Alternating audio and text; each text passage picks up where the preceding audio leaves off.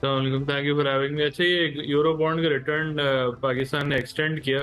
2 दिन पहले हमने, बल्कि जुम्मे के दिन खबर पड़ी, $500 मिलियन की सब्सक्रिप्शन आई। यूरो बॉन्ड में एक्सप्लेन कर दो, होता ही है outside of your own country आपका जो डेट बोरोइंग है एक कंट्री जी। इशू करती है, यूएस डॉलर में होती है वो। तो 500 मिलियन था, अब ये 750 मिलियन हो गया। और हम रीपे तो कर रहे थे, पुराने आउटस्टैंडिंग थे, अब काफी टाइम बाद 4 साल बाद हमने रेस किया।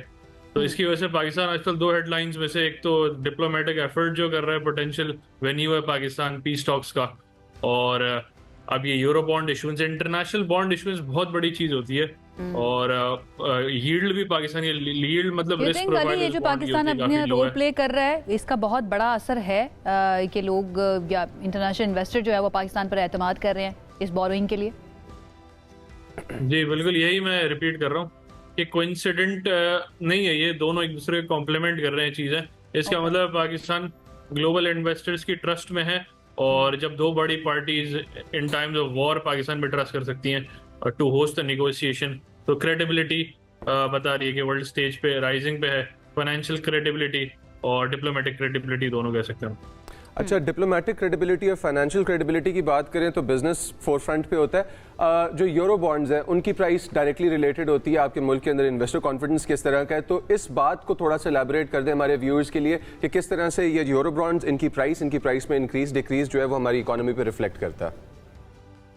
देखिए, ये हमारी इकोनॉमी पे रिफ्लेक्ट नहीं करता, हमारी इकोनॉमी इन पे रिफ्लेक्ट करती है, क्योंकि इंटरनेशनल ट्रेड हो रहे होते हैं ये। और जैसे ही परसेप्शन पाकिस्तान के रिस्क का बढ़ता है, कम होता है, तो इनकी प्राइस जैसे यील्ड प्रोफाइल से डिफाइन होती है, तो अभी मिनिमल यील्ड पे है और लोएस्ट पे, मतलब लोएस्ट क्रेडिट रिस्क पाकिस्तान का इंटरनेशनली देख रहे हैं। और सबसे बड़ी एविडेंस यही है कि रेज हुआ है और ओवर सब्सक्राइब हुआ है। पहले 500 मिलियन था, अब 250 मिलियन पाकिस्तान। उसमें एक क्लॉज था कि ग्रीन शू ऑप्शन के पाकिस्तान अपनी इशुएंस बढ़ा दे अगर चाहे, तो पाकिस्तान ने जरूर इसको पाकिस्तानी फिर मिनिस्ट्री ऑफ फाइनेंस ने जरूर यूज किया और इसको 250 मिलियन और ऐड किए, 750 मिलियन मिनिस्ट्री ऑफ फाइनेंस ने टोटल रेज किए, तो क्लाइंब हुआ।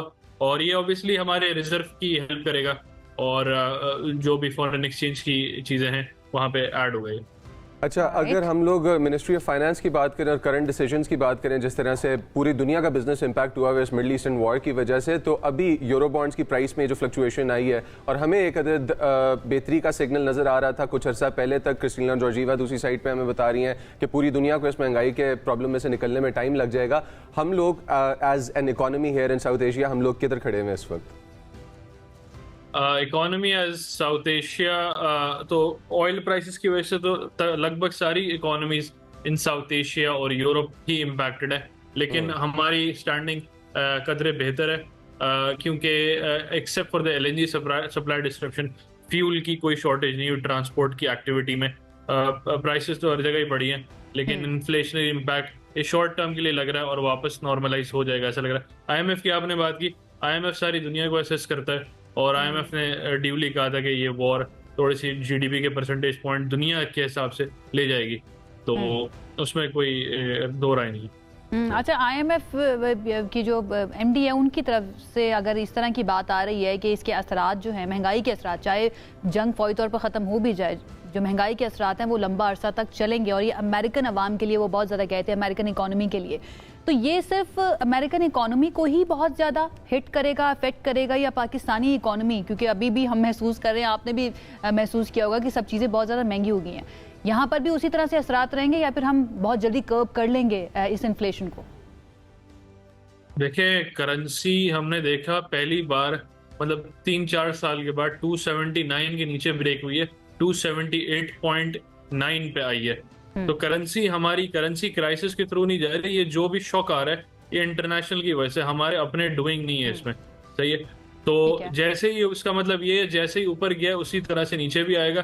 कोई सप्लाई चेन शॉक नहीं है, कोई लोकल में कोई फ्लड नहीं है, और सारे चैनल्स ऑलमोस्ट क्लियर हैं। और हम कहते हैं ईरान और अफगानिस्तान से जो स्मगलिंग का इनफ्लो आउटफ्लो शॉर्टेज हो रही है लोकल इकोनॉमी में, पहले होती थी, वो भी नहीं मौजूद। तो सिर्फ ये ऑयल की नॉर्मलाइजेशन की देरी है, बाकी सब सही हो जाएगा। और ये हमें स्टॉक मार्केट में नजर आया, और ऑयल भी 10-15% कम है एक हफ्ते के मुकाबले से। चले, आपने बात कर दी स्टॉक मार्केट की, थोड़ा सा बता दीजिएगा आज कौन से स्टॉक्स के अंदर इन्वेस्ट करना बेहतर रहेगा, जरा हमारे इन्वेस्टर्स के लिए बता दीजिए। अच्छा, आज तो बैंक्स लीड कर रहे हैं। ऑब्वियसली रिबाउंड ओवरऑल है 174,000, एक दो महीने का हाई है। और आप बैंक्स भी ले सकते हैं, ऑयल एंड गैस भी ले सकते हैं। ठीक राइट है।